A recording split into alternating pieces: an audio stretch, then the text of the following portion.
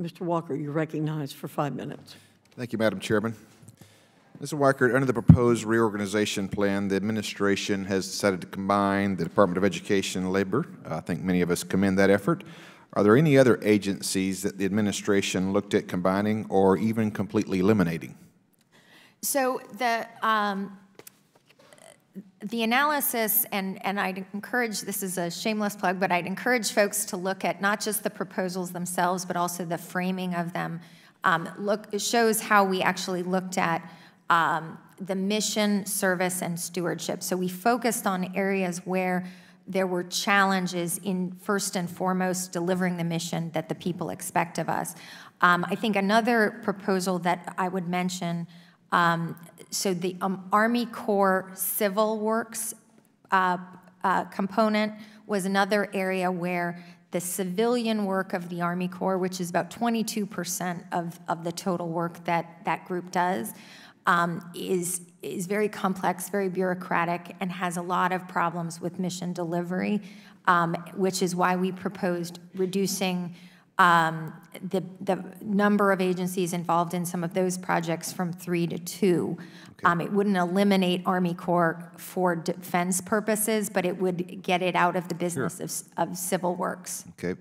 Under the reorganization plan, I believe also the administration has suggested the Postal Service, which was just discussed, could be at least partially or maybe even fully privatized.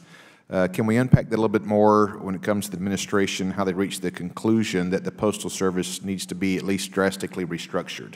So I think the simple facts, you know, if we look at what we want the Postal Service to do, it's got 3 main roles. Universal service for Americans, that was outlined a very long time ago in the Constitution.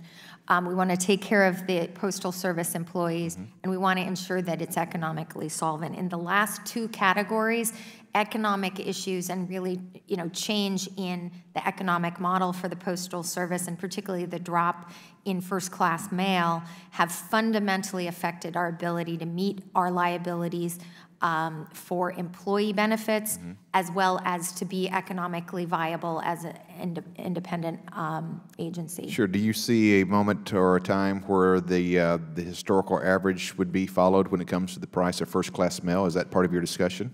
So I have not been in the details of this particular proposal, and as I said earlier, we invite the experts who are deeply steeped in these issues to be involved. But what I can say is, you know, the driving force behind, I think, all of these activities, the work done in this body, the work of the task force, and then the proposal for the long-term potential privatization, all have in mind the fact that the current economic situation and, you know, $100 billion in unfunded liabilities, 6 years of defaults, that's unsustainable.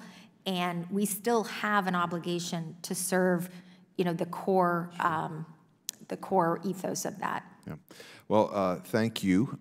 Ms. Walker, I don't consider that a shameless plug on your behalf. I think it was Yogi Berra said, it ain't bragging if you've really done it. So keep up the good work. With that, I yield back, Madam Chair. Thank you.